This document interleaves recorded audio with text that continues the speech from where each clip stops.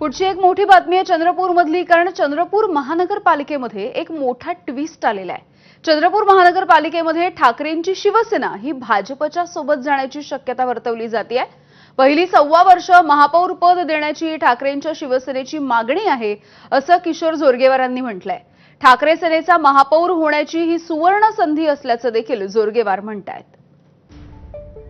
उभाटाची मागणी आहे की पहिले 1.25 वर्ष त्यांनी उभाटाला द्यावे।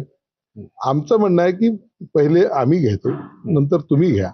त्याचं कारण असं आहे की 24 आमचे इंटॅक्ट आहे आणि दुसऱ्यांदा स्थापन करायला त्यांना अडचण जाणार नाही।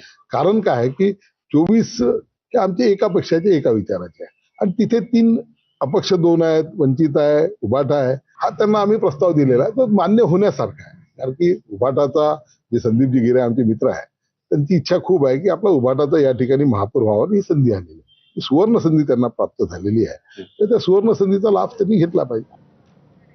तर चंद्रपूरमध्ये भाजपचे नेते